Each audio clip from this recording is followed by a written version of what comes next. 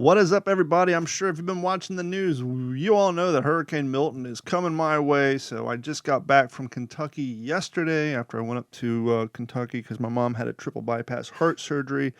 Ended up having to buy 2 or 3 different plane tickets to get home. Anyhow, that's besides the point. Real quick, as a reminder, the Patreon giveaway is still good to go. At the end of the month of October, we're giving away the $17.91 Everyday Carry Toolkit Pack, over $100 in value. Head over to D-410-1791 to get an idea of what the gift pack contains, and also for more information about how you can acquire some 1791 Everyday Carry tool holsters and Everyday Carry holsters. Head over to d-410.com/1791 for more information there. Thank you guys for your continued support. Please enjoy this best of episode, and we'll be back, God willing, next week. No, seriously, like the last time we had a big hurricane, I didn't have power for 16 days. So you never know.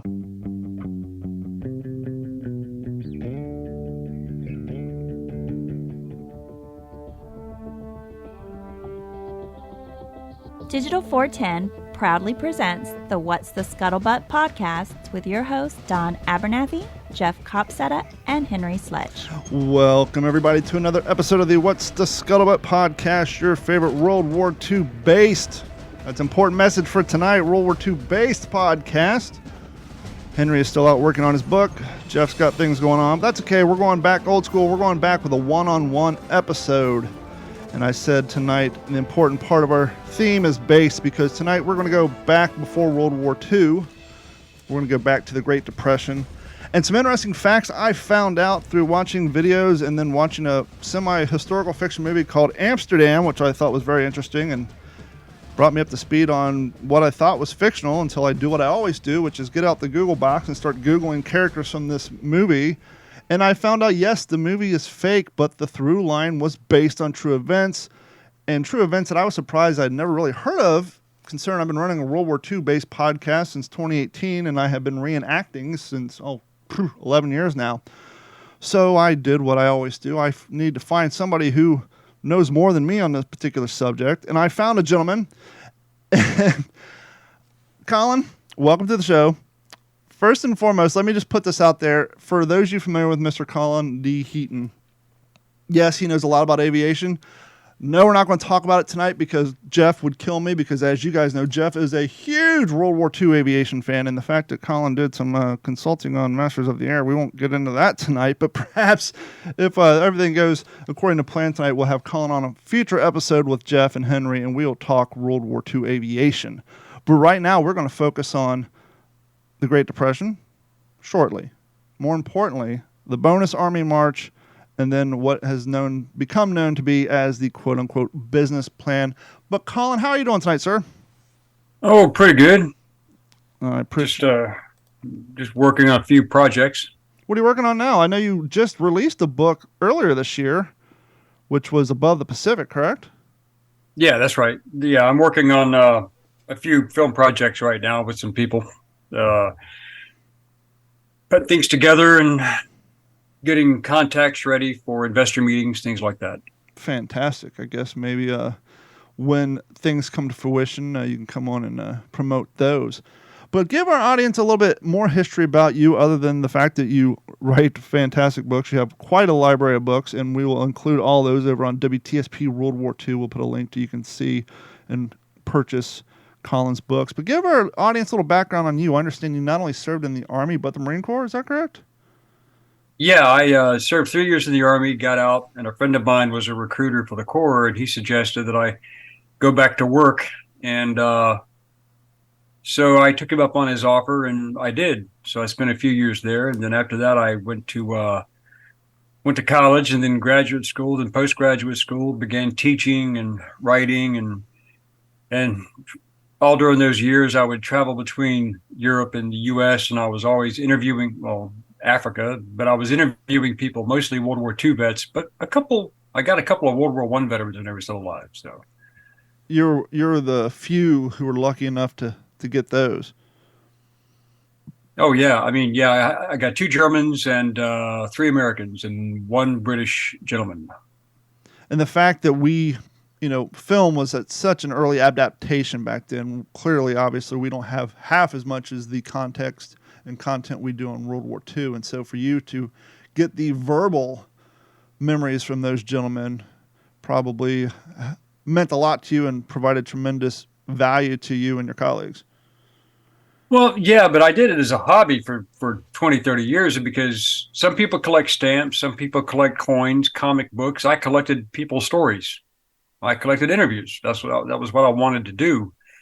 And when I was in high school, actually I was in middle school when I was able to meet General Omar Bradley and talk to him. And we had a pretty good short conversation, not an interview, but and then later on I became acquainted with a few authors who I had written to courtesy of their publishing companies. And one became a very good friend, Colonel Raymond F. Tolliver, who introduced the world to the German fighter pilots, but he had good contacts.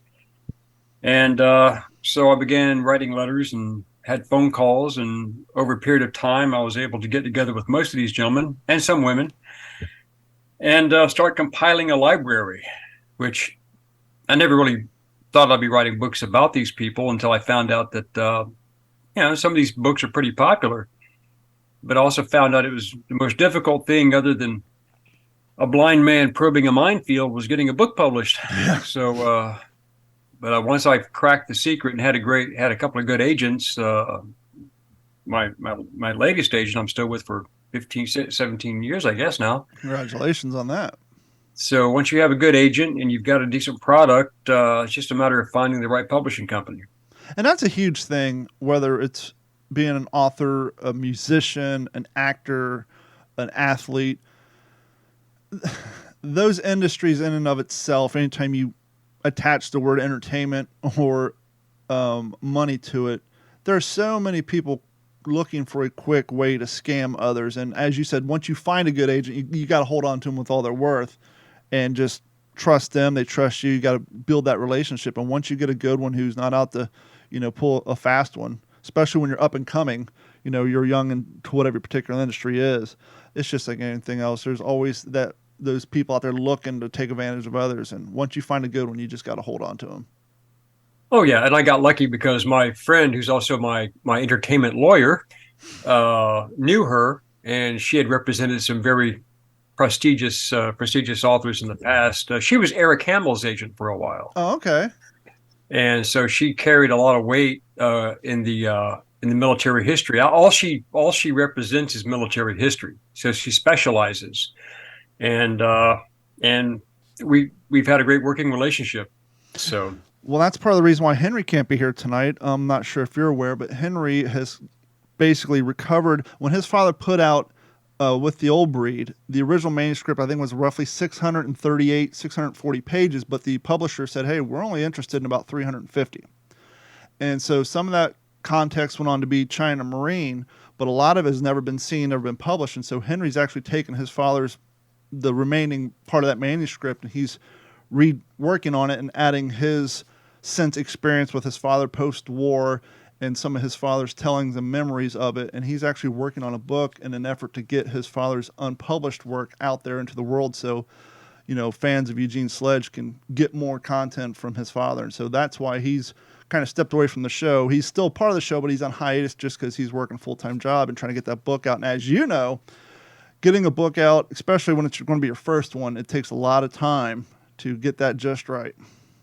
This episode is brought to you by our friends over at Fume. Fume cartridges are crafted from medical-grade polyester designed for use with essential oils. Fume, a non-vape, non-nicotine, non-tobacco device, works by replacing the hand-to-mouth fixation, calming nervous tension through fidgeting, and distracts you from the bad habits with delicious flavors. Psychologists have shown stopping a bad habit cold turkey is very hard for your brain. The Fume handheld device has a built-in fidget, also has a weight similar to most vape pens. If you're interested in replacing old bad habits with new good habits, head on over to tryfume.com/D410M and get yourself a free pack of toppers with your purchase. The toppers is a perfect new accessory designed with your comfort in mind. Slip it onto the mouthpiece for a softer, warmer feel.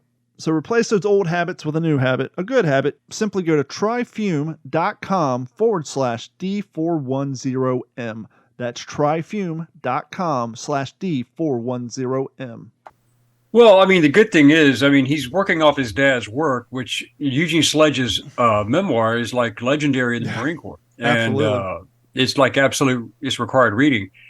And and if you, I give you an example, that's not that unusual because I'm going to release the second edition of my book, The Star of Africa, because I had a word count restriction. I had to be well below 100,000 words, but I had like 130 some odd thousand words worth of material. They said, no, you got to trim it down. So how do you cut out great stuff and still tell the story? So I did the best I could, but now that I have a new publisher, in fact, Dale Dye and his wife Julia, their publishing company, Warrior Publishing, are going to take care of it and get the second edition out. Congratulations on that. Is it easier when you're, I don't want to say easier, but is it the process quicker when you go back and pull up material you had already written? Or is it harder because now you got to figure out how to take that content that's already had the beginning and the end cut off of it and then retell it in a new way, but still get to that part of the timeline that was cut out of the original book? Well, for me, it was really easy because I had the original manuscript, and all I had to do is edit the original manuscript. That I kept a copy of the long version, and I trimmed down the short version for the first edition book that came out in 2012. But I still had the long version, so I didn't have to do any extracurricular work on that. It was already there. I just had to make sure it had a better edit, and then I had more information that I gathered from over the years from a gentleman in Australia whose uncle was killed by the subject of the book, The Star of Africa. And I managed to get some stuff from him that I also wanted in the book. But what I left out of the first edition was a lot of interview material that I had with a lot of the Allied pilots, Australians, South Africans, Canadian, and even other Germans, and expanded interview material that really told the story of Hans Marseille, because they either fought against him or they flew with him, they knew him. And so the story's, it's a more well-rounded version of that man's life and the people he knew and the people who were involved, because now you have a broader picture. And I'm sure that when he releases the additional unpublished material from his father's book, it's going to be a more complete picture of what he wanted to say. Well, you're the perfect person to ask. Clearly, you wrote the original manuscript in 2012. I'm assuming it took you a few years of research, but clearly the internet has come a long way, and people since 2012, more and more analog documents have probably been digitized, put into databases. Did you find that when you're working on the material that you collected in 2012 and you researched, and now that you're fine tuning it, and I'm assuming you probably went out and did some additional research, did you find that you're finding stuff that you weren't aware of back then just because more content is being digitized and made more readily available on the internet? A couple of things that were new to me that I did not know had survived the war, but I didn't really have to do a lot of digging for them because a lot of my historian friends loved the book and they want to see the full story told. And Robert Tate, Air Force Lieutenant Colonel Tate, he's retired now, but he wrote a book on Hans Joachim Marseille, which I thought was a great book, and then mine came out. So we were competing books with the same subject, but Bob Tate really helped out with some information, and an Australian researcher named Nick Hector, he's become a friend. He helped out with a lot of additional material that I did not have access to because I've not been to Australia. So really, a lot of the stuff that's online, a lot of it you can't trust unless it is from an archive. But I spent so much time in the archives in Germany and in Britain and in France and Italy and going through documentation that and Canada that it was nice to have corroborating material from other sources, you know. And my problem that I like to solve is mysteries. And mysteries I like to solve is what Bob Tate does and Nick Hector does and I did. And we would like to, if there was an air combat involving a German or an American, British pilot, whoever, and he shot down somebody, how much luck are we going to have finding out who that guy was he shot down? And that's what I became pretty good at. Bob's great at it, and Nick's great at it. And what I did over the years was I was able, if they were still alive, if I most of my interviews were with Germans, the Luftwaffe guys, but I give an example. I interviewed Walter Krupinski the first time with Steinhoff in 84. And then around 2000, I managed to figure out, or 1999, I guess, I managed to figure out who this one particular Soviet pilot was that Krupinski shot down. Wow. I found out he was still alive. And the story goes that Krupinski was in a big dogfight with Gunther Rall and Hartmann and Steinhoff and Raubach. I mean, the legends of JG-52. And Krupinski had flamed this guy up. And but he pulled alongside him, much like Marseille would do, and he motioned to the guy. And Krupinski said to me, he was just a child. He looked like he was 15 years old. Yeah. So he motions to the guy, go ahead and jump out. I'm not going to kill you. So the guy jumps out, and he remembered the aircraft markings, and he put it into his after-action report. And I was talking to a friend of mine in Russia who had fled Russia. He's not exactly on Putin's Christmas list. I can imagine not.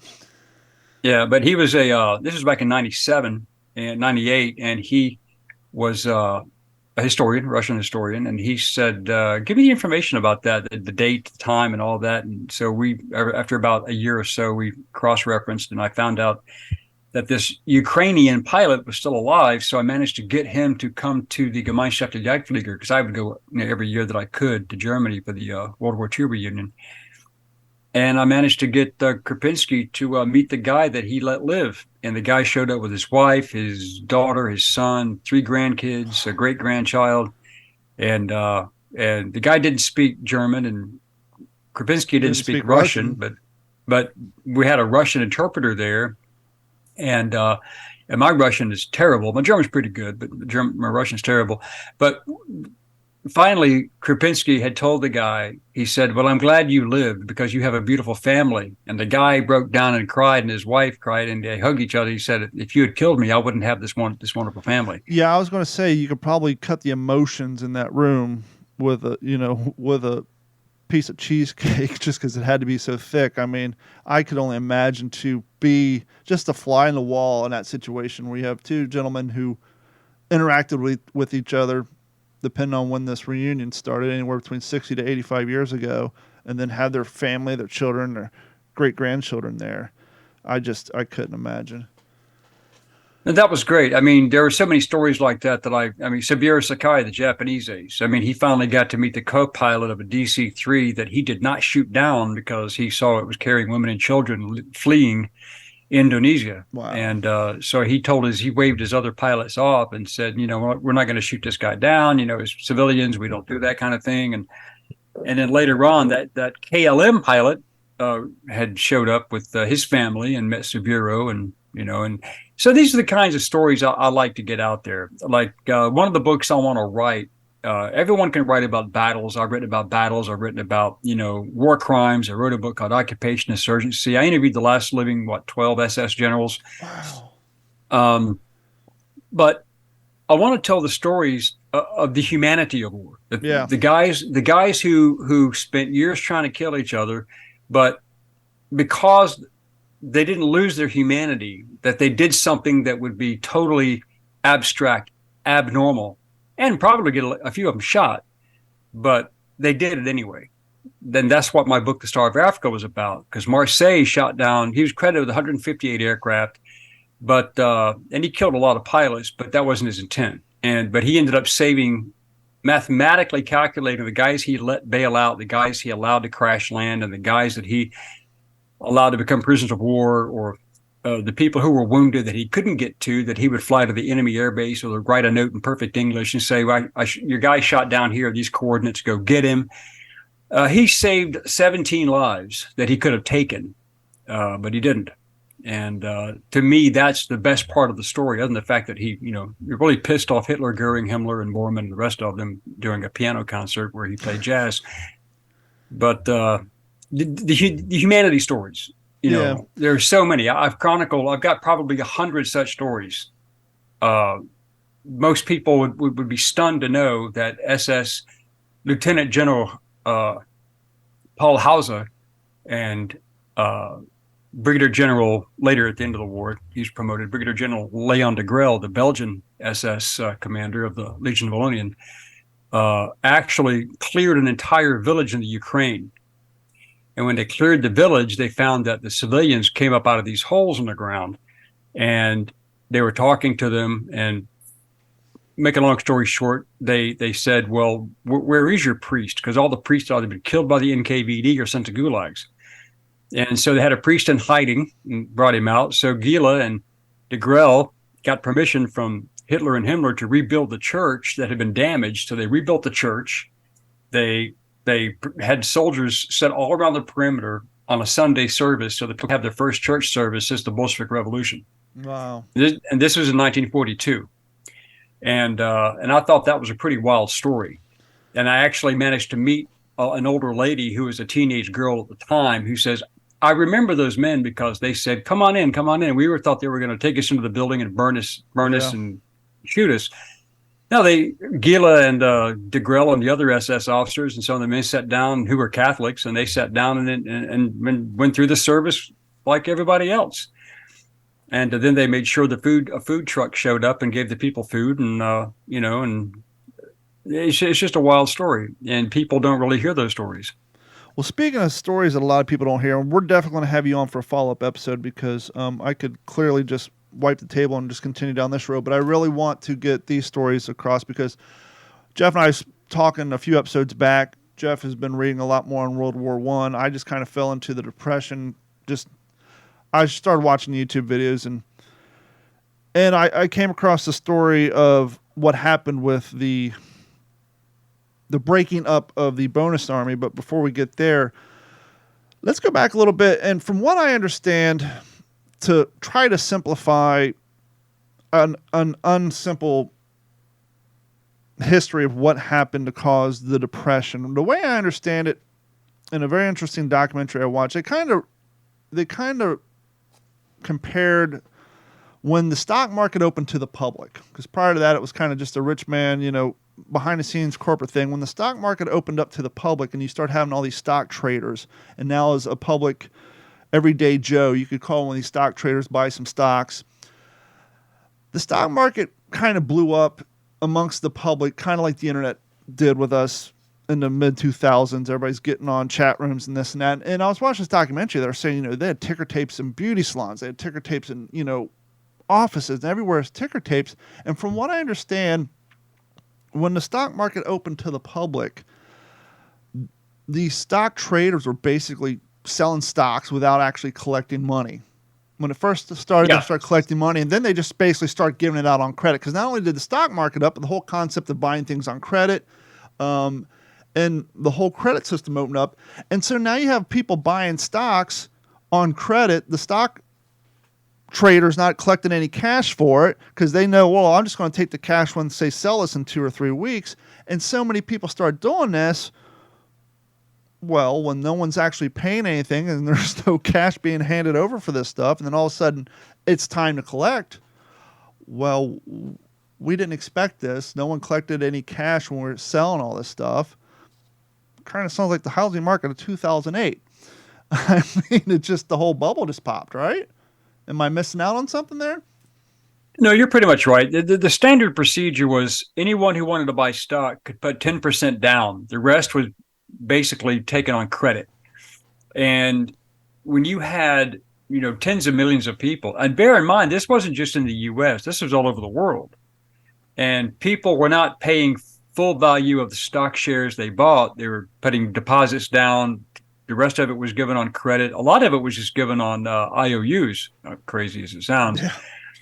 And then what it ended up being was the world's largest Ponzi scheme. Yeah. Because pretty soon, some of these businesses were kind of starting to fail. People were living beyond their means.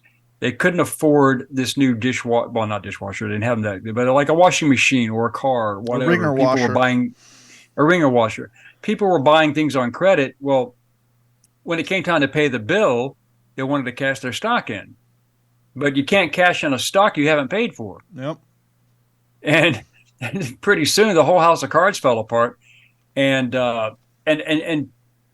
Edgar Hoover was warned about this possibly happening. People say, the Great Depression, October of 1929 was this great, great calamity that just happened overnight. No, it didn't. It happened over a decade. Yeah. And when it happened, it was foreseen. People like Joseph Kennedy, Rockefeller, those guys, they didn't lose money in the stock market because they saw what was happening. They didn't lose it. They didn't lose their fortunes. Their fortunes were mostly invested over in European banks and ventures and things like that. But their domestic holdings were secured. They sold stock and got their money back, sat on it, and they just laughed their asses off collectively when everybody else bottomed out. And then because people needed money, they would go to the banks to get their money. Well, the banks had to pay. Woodrow Wilson created the Federal Reserve. Well, Uncle Sammy got his cut. Yeah. And people made the runs on the banks, and people were locked out of the banks. Well, the bank run thing in and of itself is kind of interesting because the stock market kind of crashed, and they worked to kind of build it back up, and it floundered for a bit. And the bank run didn't happen right away. It was a little bit further after. And the way the bank run, way I understand it from the documentary I watched, they kind of pinpoint it to one particular guy. Don't know the guy's name, but it's almost the modern day. It was almost like a pissed off customer on Twitter. Guy went in, said, "Hey, I don't like the way the wind's blowing. I want all my money." The bank says, "Well, we don't have all your money here, but we can transfer it over here. Come back Wednesday and we'll see what we can do." Well, the guy wasn't too happy about that in downtown New York, went outside, started running his mouth. "Don't go in there. They ain't got your goddamn money." People start freaking out. They all start going in there. Everybody started demanding their money at one time. Well, newsflash, if you go to your bank now and say, "Hey, I need to withdraw $100,000, they're not going to be able to give you a sack of cash. They're going to say, "Hey, we got to either digitally transfer it. If you want money, first we're going to have the IRS wondering what you want to do with $100,000 in cash. But that aside, we're still going to have to, we don't have it sitting in the safe. It's not there." And so everybody just went in, and once you had a whole lobby full of people not getting their cash when they wanted it, newspaper men got involved, radio men got involved, and it just spread across the nation, kind of like the movies from the 90s with the natural disaster or the bacteria of the day. They just showed that map where it's just getting big and redder, and it just spread like wildfire. That's true. And also, people don't really understand that after World War I, Germany was crippled financially after World War I. They were already in a depression. By 1920, people were living on like $3 a week. Mm-hmm. But Germany had been the largest industrial power in Europe. Only the USA was an equal competitor, if not superior, to German industry. Well, German industry was not able to produce what the Europeans wanted. The Europeans wanted more American production. Well, American production requires capital. How do you get capital? People invest. Well, if you invest in a company, you expect to get a return. Mm-hmm. Well, that money went into the banks. Well, if the money's not in the banks to pay your shareholders and you can't pay your employees, then strikes were all over the place. I mean, iron workers, auto workers, textile workers. I mean, people went on strike. I haven't been paid in 2 weeks. I'm not going to go to work if I'm not getting paid. And then, of course, the strike breakers came out, and tried to say you have to go to work. Mm-hmm. And so the turmoil was nuts. And I couldn't even imagine being alive at that time and having to deal with that either as an employer or as someone who was wanting a paycheck. Well, not only that, but you have these European markets. You got these worldwide markets who a lot of them deal with American capital. In America, the government's like, okay, we need cash. We need to start repatriating our cash. We need to start bringing our cash that's overseas, because unlike today where it's just a bunch of numbers in a digital bank account, very few people actually deal with cold hard cash. Everybody dealt with cold hard cash, and when it's not there, they started recalling it. And so now you have these other economies seeing a vacuum of the American currency that was in their system, and it impacts them even more. Oh, yeah, sure. I mean, first of all, the first person who's going to feel the impact is the guy earning a paycheck. Mm-hmm. And when that doesn't occur, questions begin to be asked. And a guy goes to his bank, like you said, and the bank says, "Well, we don't have your money here." Well, the average Joe is going to go, "Well, I put my money here. Why isn't it here?" And when you have several million people asking that question, and if just half that number decide to take action on it, then you have a real problem. Yeah. And the government was not prepared for any of that at all. And the world paid for it because we were the financial center of the world even that long ago. New York, Wall Street, the stock market. I mean, the world revolved around the U.S. dollar and U.S. industry and U.S. capital. So when U.S. capital faltered, there was no backup plan. Nobody had a backup plan. Everybody suffered. And the people who suffered the most were those in Central Europe who had already been suffering heavily because of the reparations clause of the Treaty of Versailles. So I would say the Treaty of Versailles was step one. Mm-hmm. The Great Depression was step two in getting Mussolini and Hitler elected. Yeah. The people don't realize they were elected in a democratic election. We are a representative republic. We're not a democracy. I hate when people say that. Yes, we're not a me too. democracy. We're not. But in a straight democracy, you can vote that bastard out with just one election. Yeah. And that's exactly what they did, man. They're like, wait a minute, these two guys are telling us they're going to take us out of the Depression, give us jobs, homes, food, and employ us and educate our kids, and we're going to be able to live a better life. And the Weimar didn't do anything for us. The Italian government didn't do anything for us. So, yeah, that's a good option. So people reached for the lifeline that they could get. Same with FDR. Herbert Hoover had totally screwed the country. I mean, he had totally destroyed the economy, and our national prestige was in tatters. Mm-hmm.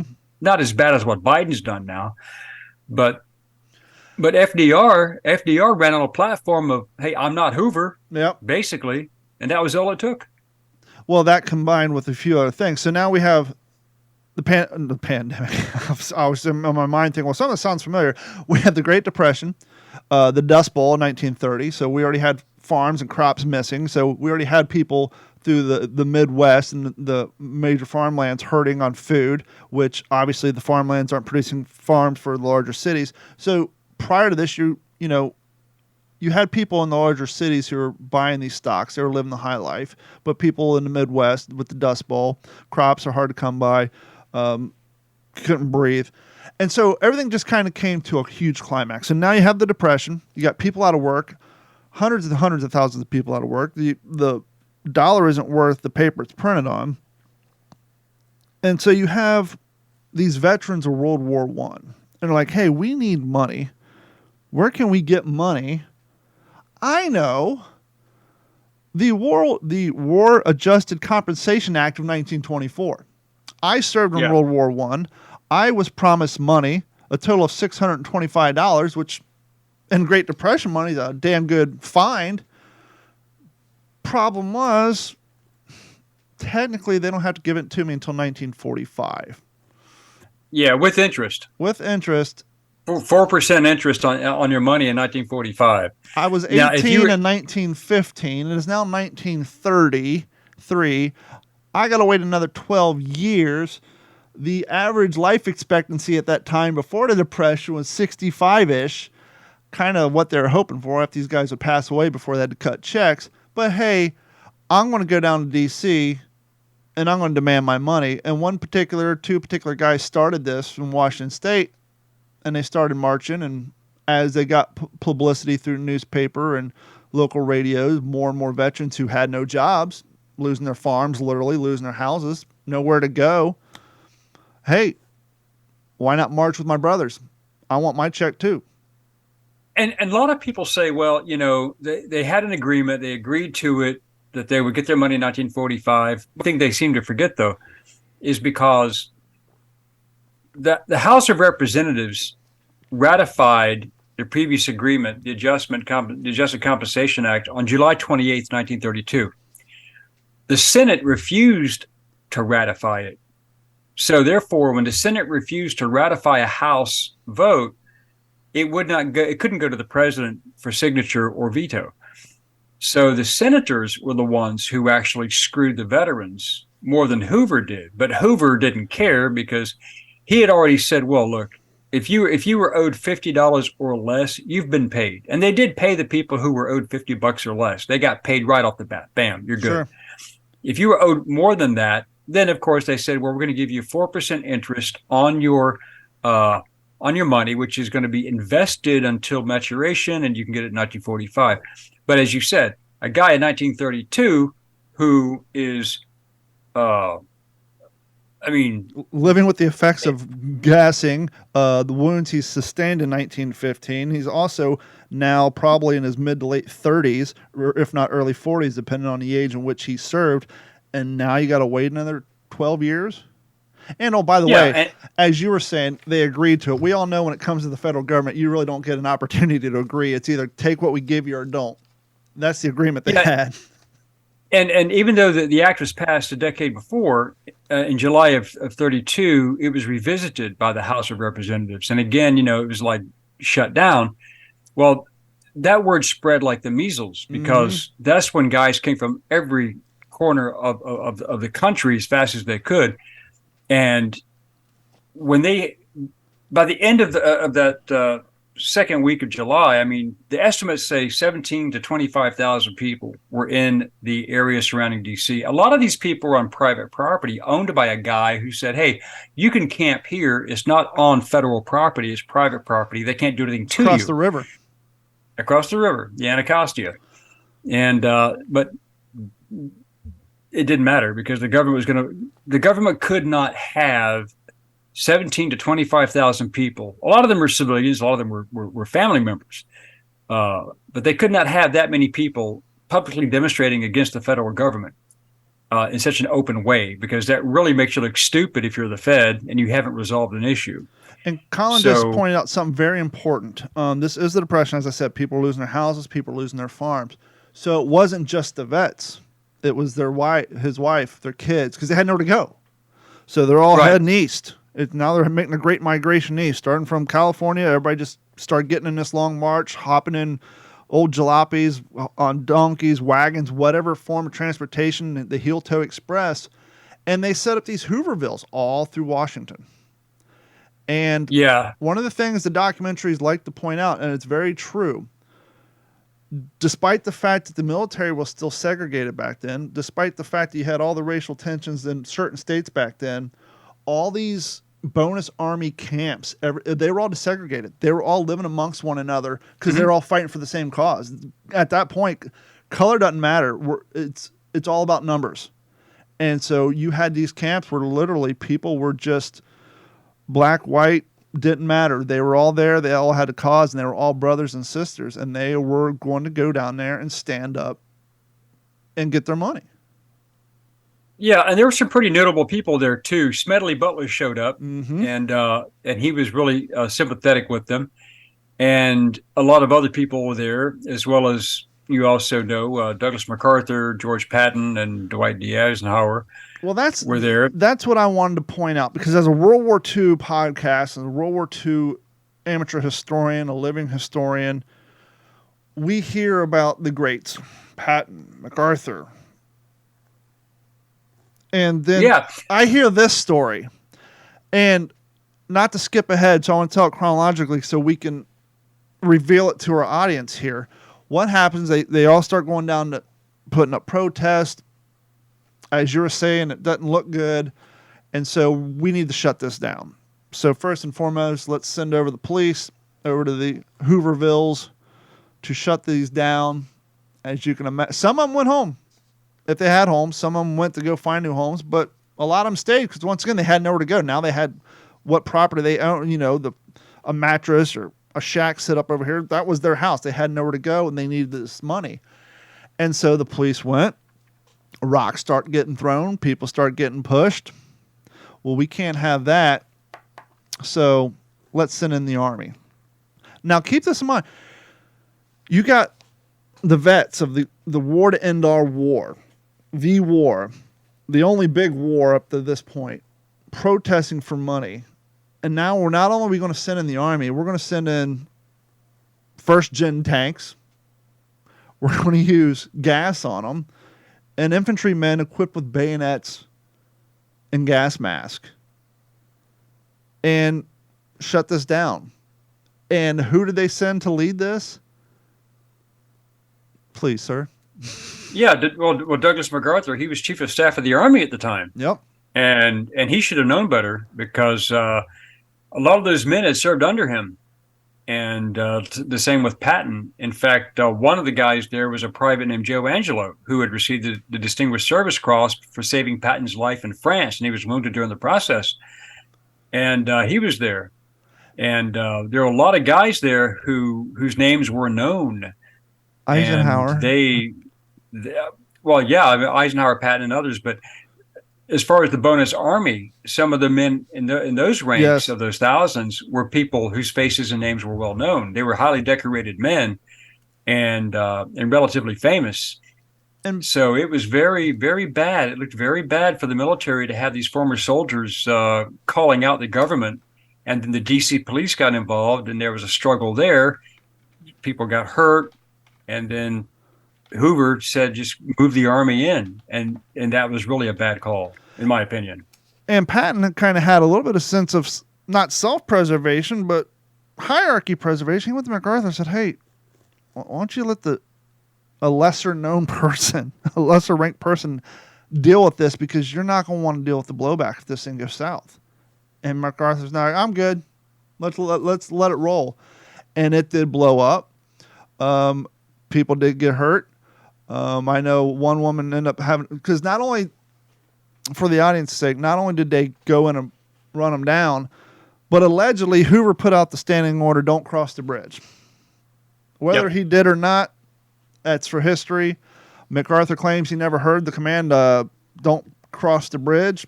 He sent his guys, his tanks across the bridge. One how or another, a fire ensued. They literally burnt down the Hoover towns. One woman, according to history, suffered a miscarriage. I think a couple of children died of smoke inhalation. A couple of the vets, one or two of them, did die from physical assaults. And it was just a PR disaster. Well, it was. I mean, the Army sent in 4 troops of cavalry. They sent in 4 companies of infantry, a machine gun squadron, and 6 tanks. That's a lot of heavy metal, to deal with a bunch of guys wanting a paycheck. Yeah.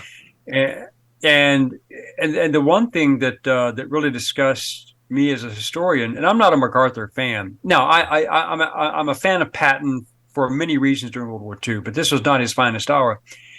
But the first thing they did, and this is funny because if you look at it today, I'll put it in a parallel universe to you. They just basically called the bonus army communists. Mm-hmm. They said, "Oh, they're just red agitators. They're communists. They just want to stir up problems because they're not real patriotic Americans. So yeah, you can go put your bayonets in them." Because they don't want to deal with their own problems. They're looking for a quote unquote handout, even though that handout was a promise for their service to the world, which ironically, those 3 NCOs who were there would later be part of the military that came home with the same, our World War II vets. They got a bonus, if you will. They got, home loans offered to them. I mean, it wasn't the same, but it wasn't that much different. So it's just funny how when it comes to that generation, things suck right now. They're wanting a handout, but it's just interesting how history plays out over time.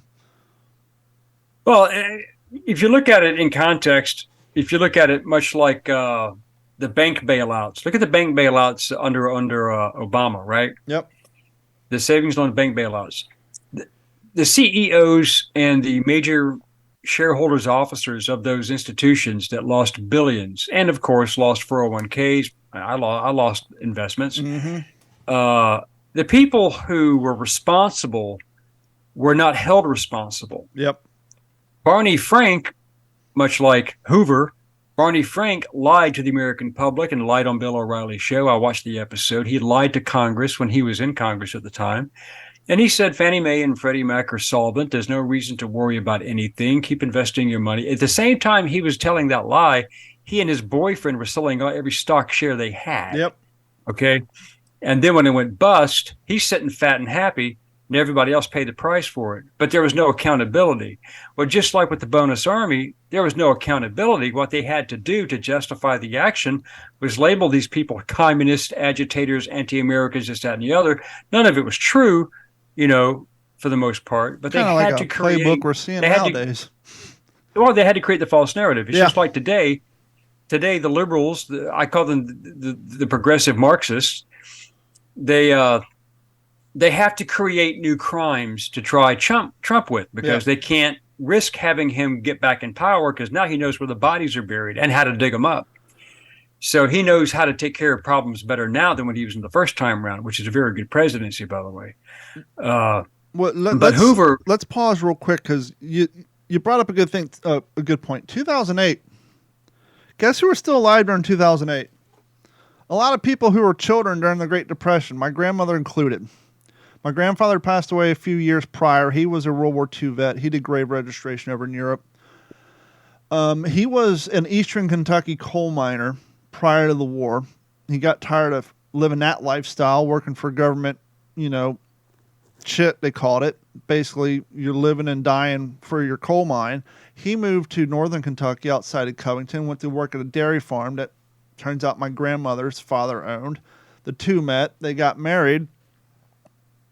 During the Great Depression, her family basically lost all their liquid assets. They had property in this dairy farm. Because they lived outside of Cincinnati and family members, fast forward to 2008, the crash happened. My grandmother lost all the early stock that she had in Procter & Gamble, which was out of Cincinnati, that her family had gained, much like the old janitors you hear about who worked for Microsoft. They didn't get health insurance. They got stock in Microsoft. Well, my family had stock in Procter & Gamble and all these other Cincinnati-based companies. All that went away. And luckily, she had a little bit of land that she had yet to sell because basically my grandfather and her, through the retirement years, just started selling off old family parcels. But 2008 came, she lost everything just like everybody else. And so here's a woman that was a child during the Great Depression, lived through World War II. Family pretty much lost everything the first time around. And what wasn't lost during the Great Depression and that was actually able to be recouped post-World War II was just lost in 2008. And that happened to a lot of people from that generation. And so it's like they got stuck to them twice through bad government management. This episode brought to you in part by our friends over at 1791 Everyday Carry. Whether you're looking for a holster to home your favorite multi-tool, regardless if you're working on cars, motorcycles, working on a ranch, in a wood shop, hundreds and thousands of skilled laborers around the world suffer from cluttered pockets on a daily basis. 1791 Everyday Carry allows you to carry those bulky tools that you need on a daily basis in a streamlined way with beautiful handcrafted leather products.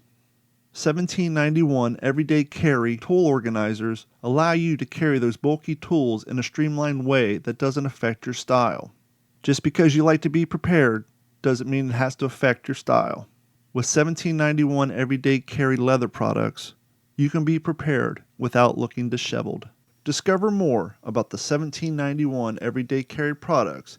Simply visit d-410.com/1791. well, yeah, but the thing was, the government took care of the people who made the money and lost the money, but they didn't take care of the people who paid the heaviest price for it.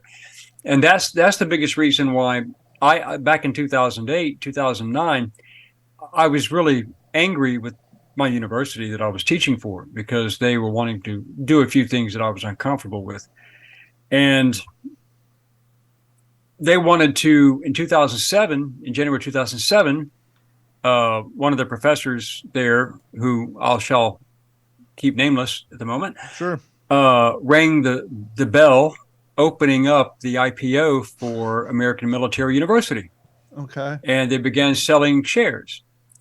So I found it quite interesting that as soon as the university went public, they wanted me to reduce the quality criteria with regard to passing my students on honors violations in particular, because now that they had shareholders and it was a public company, if I failed students who didn't muster, to the cause and do the job or plagiarized or did something like that, every student I failed meant there was not an income coming in.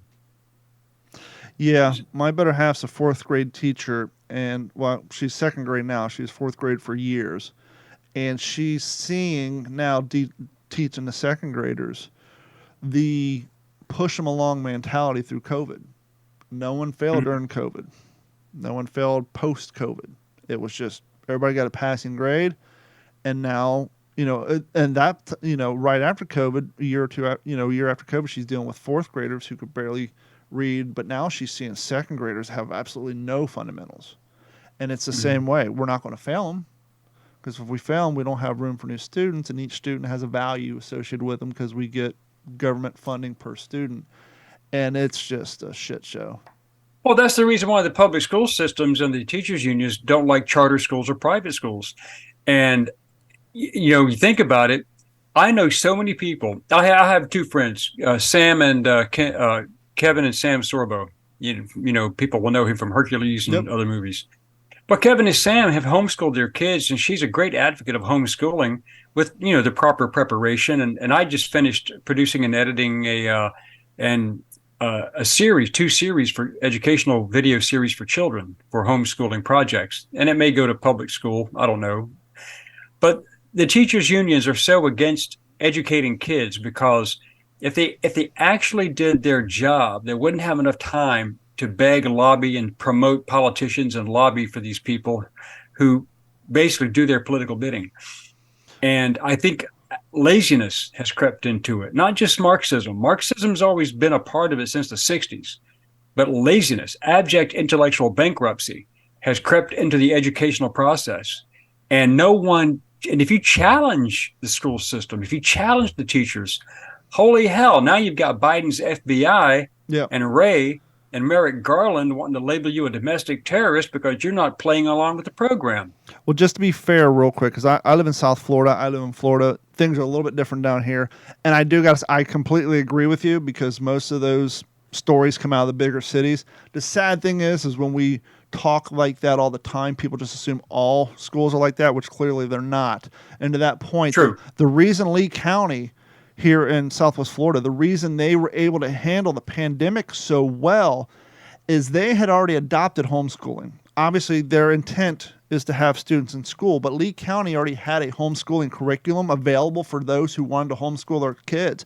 And so when the pandemic came along, all they had to do was create more username and passwords for this online curriculum that already existed, replicate it to a few more servers to handle the server load, whereas these bigger cities that were fighting it, they didn't have this cyber curriculum prepared, and so they floundered, whereas Lee County's like, well, we already have a cyber curriculum out there. We've been offering it to these parents who want to homeschool, so all we got to do now is make username and passwords for all of our normal, our in-school kids, give them Chromebooks, and, start telling the teachers, here's a Google Classroom account, and that's how we were able to transition. And so we didn't have the gap that a lot of districts had throughout the country, especially in the larger cities, who had been fighting that. But back to the point at hand. So now you have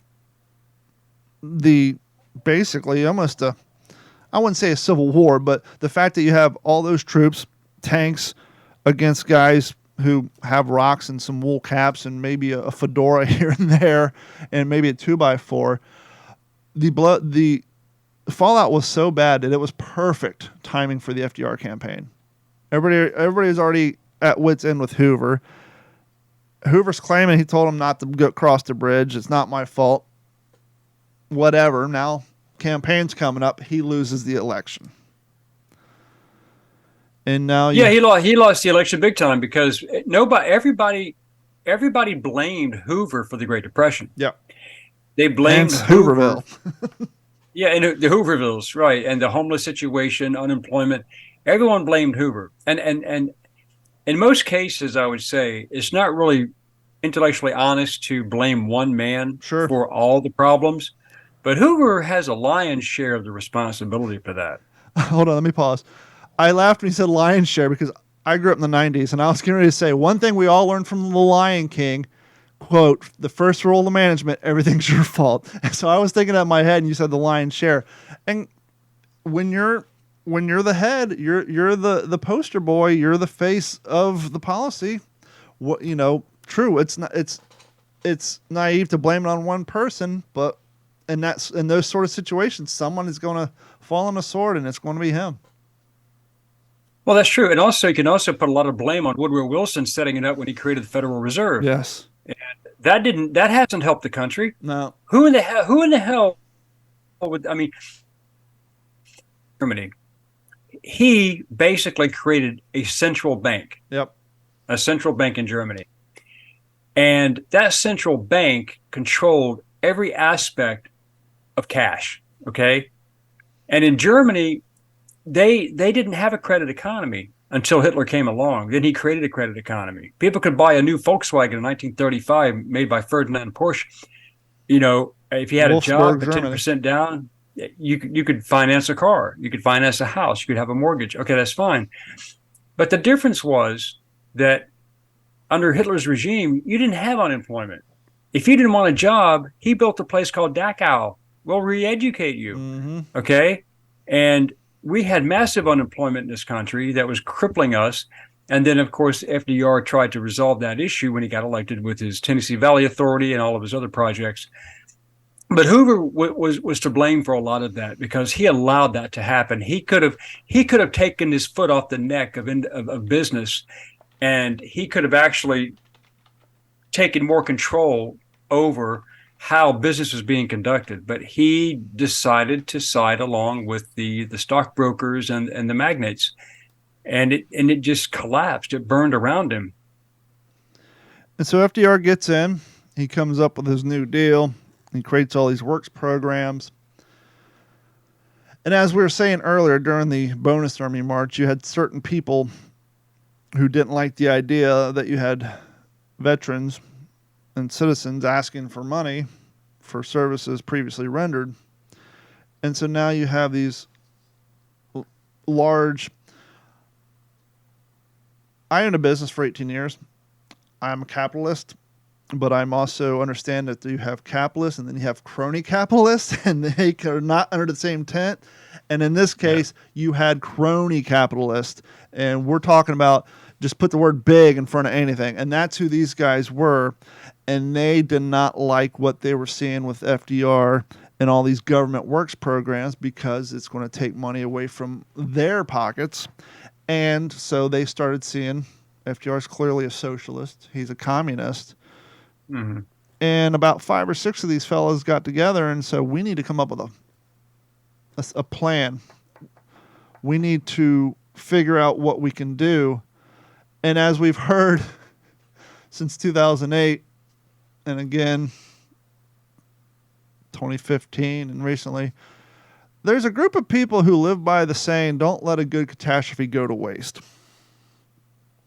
They're called Democrats. And so we have this fiasco happen against 20, 30. How many veterans were there, the Bonus Army March? Between 17,000 and 25,000 people, of which about 17,500 were actual veterans, is estimated. And there was a gentleman who was speaking at this march, Mr. General Smedley Butler. Yep, Lieutenant General Smedley Butler. Who already at this time had retired from the Marine Corps, one of the most decorated Marines.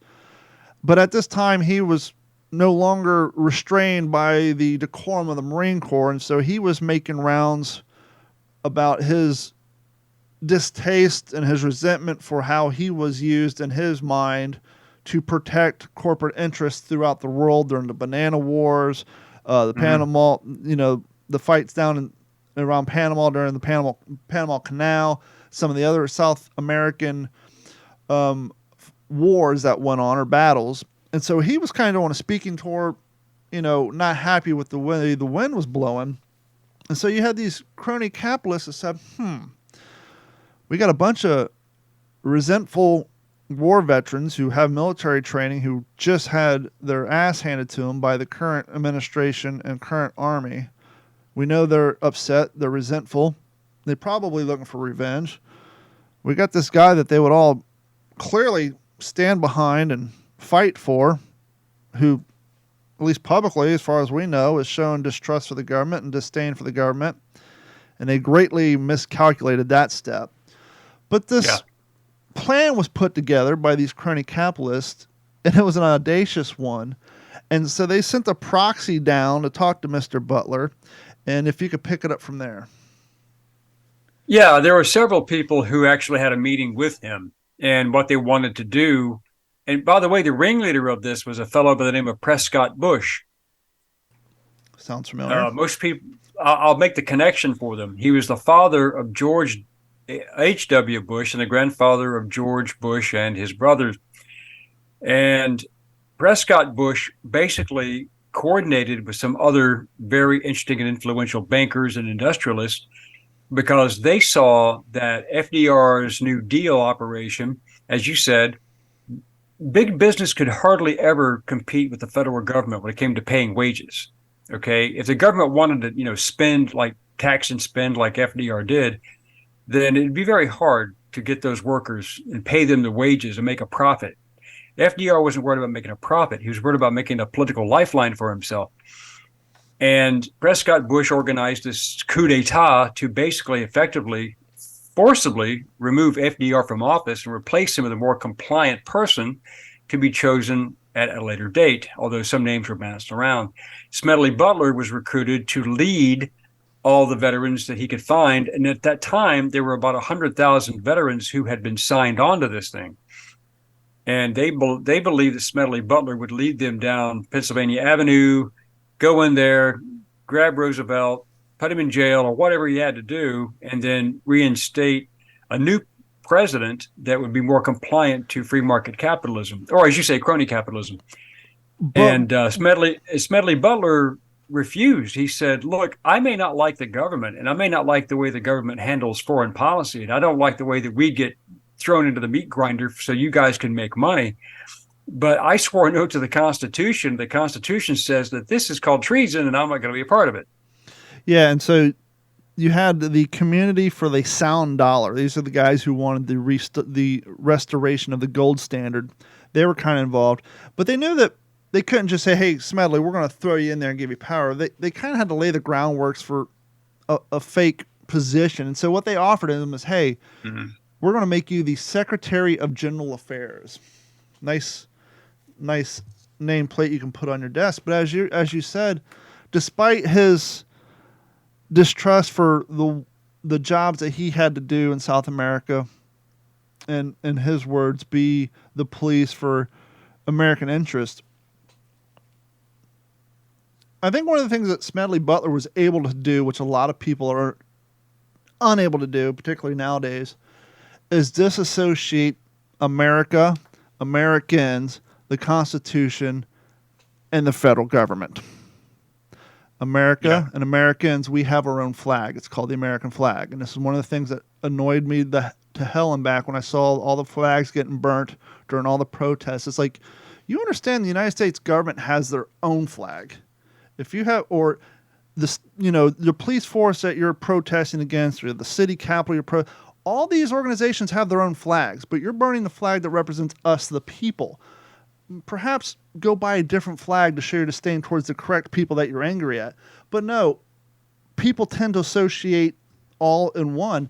And Butler's like, no, I'm not happy with the current government. I'm not happy with the government that was involved when I was in the Marine Corps leading these operations, but I truly understand what the foundation of the country is, what the people are, and the experiment that if we get involved, we can change how things operate. And so, no, I'm not going to go about this in a illegal, treasonous way. I'm going to go about it the legal way, which is speak up, speak out, and change things through voting and election, not a coup d'etat and an overthrowing of the government. I've already seen that enough in other countries. I'm not going to be part of it. And that's where they completely miscalculated him. They just see and hear the radio clips of him, the newspaper articles of the Marine who's angry against the government, and they completely miscalculated him. Well, not only that, they turned on him. And what they did was he wrote his book, as you know, War is a Racket. And what they tried to do was claim that Smedley Butler was the instigator trying to promote this overthrow and all this other stuff. Then he proved that was a lie. And then when he called out by name every single person involved who was well known back then in the business world, he went in front of Congress, and they wanted to shut him down, and he had the proof, he had the evidence, and they still shut him down. And it was a very bad time and in modern for day, the country. And in modern day equivalency, it would be like Bill Gates, Steve Jobs, Elon Musk, Kevin the guy from Twitter. It would have been like them all trying to overthrow the president. And then when it comes to light, not only did they slander and besmirch Smedley's reputation, but magically, nothing happened to any of them. Not even brought up on a single charge. Just after I was like, whatever. I need their help to get things moving here. So no harm, no foul. Well, there was a deal made. It was kind of like this. I mean, Harry Hopkins got involved, of course, but it was like, well, we could try you we could have you arrested for sedition and conspiracy to overthrow the government, or you can handsomely help me with my projects, and we'll just let bygones be bygones. So one hand washed the other until it was rubbed raw, and they got along. Well, there was one loose end. I forget the gentleman's name. If you guys want to see this in a easily consumed, entertaining format, there is a movie put out, which surprisingly no one really heard of. I didn't see it until streaming. It was called Amsterdam. And it features Christian Bale, Margot Robbie, John David Washington, David O. Russell, a handful of people. Once again, the three main characters are made up. But an interesting fact about that is Christian Bale plays a World War I vet who was a doctor, and post-war he is helping to, and this is kind of cool where they include history. It really had nothing to do with the story, but it's still history and it's important.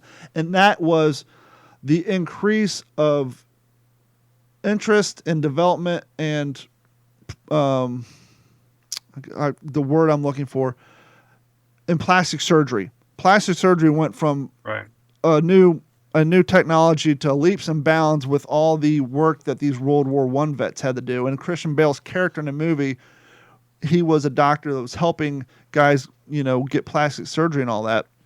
But interestingly enough, they pretty much changed all the characters' names in that movie except for the one guy who was the proxy between what they called the Circle of the Five in the movie and Robert De Niro's character, who was playing the general. They didn't call him Smedley Butler, but it's interesting. They actually have him giving that same speech in front of the Marine Corps logo that Butler did, word for word. And it's clearly based on it. But the one character in the movie they didn't change, I forget his name, was the guy who kept going to Butler that was going overseas talking to these people. And so when this thing was all wrapped up in a nice, pretty little bow, he was the one loose end. But interestingly enough, he died of natural causes at 32. The one guy who was sent to broker the deal, I wish I could remember his name. He's the one guy who just up and died of natural causes at 32, which is, well, there you go. We got rid of, and he too was a World War I vet. Yeah, government, you're going to make people turn into conspiracy theorists. You keep talking like that. Or this live stream will get kicked off of YouTube, but that's another story for another time. Speaking of which, for those of you watching this, I know I put out a video last Saturday. Henry Sledge reacts to HBO's The Pacific. Took me 13 edits to get it through. Copyright on YouTube, which I don't know why there's so many videos. The video was up for a total of 18 hours, had 524 views, and then was taken down by YouTube for copyright, even though I already submitted it 13 times until they approved it. So if you head over to, if you're looking for it on YouTube, you're not going to find it. But head over to WTSPWorldWar2.com. You can see it because, imagine that, Rumble doesn't care. It's still up on Rumble, and it's up on Utah Gun Exchange, YouTube. And so the video is still there. We're still going to work on a part 2. I really wish we could have got it up on YouTube because that's where most of y'all watch us. But it's not on YouTube. For whatever reason, after 18 hours, they decided, nah, we're good. And they took it down. But if you want to see the video where Henry reacts to the first 5 episodes, not every, we just pick selected clips of his father and how they portrayed him in the miniseries, and Henry talks about it. If you want to see that clip, head over to WTSPWorldWar2.com, and then obviously when we get part 2 up, we'll let you all know. Please head over to WTSPWorldWar2.com, click on a Patreon link, sign up and subscribe. It goes a long way to help us what we're doing here over at the channel. And I understand, speaking of depression, we're kind of living through it again. I understand money's tight, times are hard. And so if that doesn't work for you and you still want to support us, just simply go watch some of our YouTube videos. Go watch What's the Scuttlebutt podcast. some of our other podcasts or fishing content and all that. You can help us out that way. And we hope you guys found interesting the story of the business plan and the craziness. I was completely shocked, to be honest with you, Colin, when I'm watching the documentary about the bonus army and then how it broke down, and then that was MacArthur, Patton, and Eisenhower. It's like, as a World War II aficionado, those are like the three names that we're supposed to shine a spotlight on. And you're like, I would have loved to have been a fly on the wall at the end of World War II when these names are now in all the newspapers and shined up. I would have loved to have gone to like a VFW and talked to some World War I vets who got ran out of D.C. by these three guys and just said, so, how do you feel about this? Because I was completely shocked. I was dumbfounded. Like, they did what? And when you're reading World War II books and World War II documentaries, you would never think that MacArthur and Patton would have been walking over a bridge in Washington, D.C. with tanks and men with gas and bayonets setting fire to a camp of World War I veterans. Yeah, and I break it down this way. Eisenhower really didn't have that much involvement. He was the adjutant, and MacArthur was in charge, and MacArthur issued his orders, which he said came from the president. So, and Patton followed his orders. Yeah. Now, back in those days, we didn't have what we call the code of conduct. Yeah. Where you can lawfully disobey an unlawful order. So, was it a lawful order or was it an unlawful order? That's up for legal debate. But MacArthur led it. Patton led his guys, and MacArthur gave out the word that, hey, these are all communist agitators. A lot of these guys aren't even real veterans. They're just here to stir up trouble. Well, yes, at the expense of your career, you could have done the right thing. But in order to maintain your trajectory with promotion and maintaining your career, you follow your orders. Okay? Yeah, and I guess you got to take in the fact that they didn't know how far this was going to go. In their mind, they're protecting the Capitol. Well, that was the thing. The whole purpose of the exercise was protect the Capitol from encroachment. Yep. Don't let the violence spread beyond this area. The D.C. police had already had their collective asses handed to them. Yep. And the Army had to step in to back them up, and because they were not capable. They didn't have the manpower or the equipment. So really, I blame all of that on Hoover. Oh, I do too. I wasn't blaming it on those three, but I was surprised to see those three name associated with that event. It was just like, wow, I never knew that. Never saw that coming. And never once it came up in all my books, all my reading on World War II that was even a thing. So I was just... One of the things that came out of that, and it's not been verified by written documentation, but it's been stated verbally by other people, was that Hoover, when he gave his order, he said that he had intelligence that there was going to be an assault upon the Capitol. Yeah.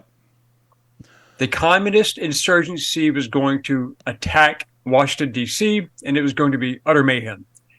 Yeah, and because you got 20,000 people. Yeah, one thing we forgot to mention is the decision whether or not they were going to preemptively give them their bonus money went to a vote. And much like politicians do, they waited till midnight, they voted no, they all snuck out back. And so all these protesters out front really thought, okay, they're voting on it, here's our chance. And then they found out at midnight they voted no and snuck out of the back. That's when the anger. And so now you have the D.C. police, the authorities saying, well, these guys are completely upset that we voted no. There's a good chance we have intelligence that they're going to do something about it, and so we need to act.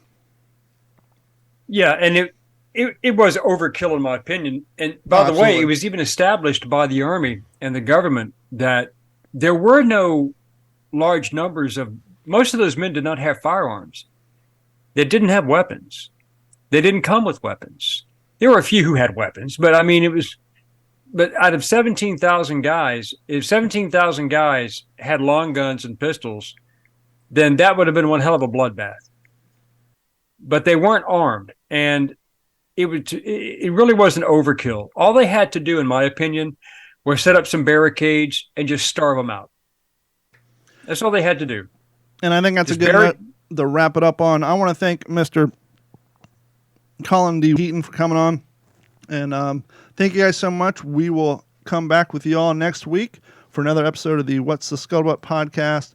Real quick before we go, where can people find you on social media? Well, I have a Facebook page that one of my publishers suggested I create a few years ago. I have a Facebook page. I'm on LinkedIn. I'm on IMDb. And I am also on YouTube with the Forgotten History channel. And on that, we will talk to you all next week. This has been a Digital 410 production.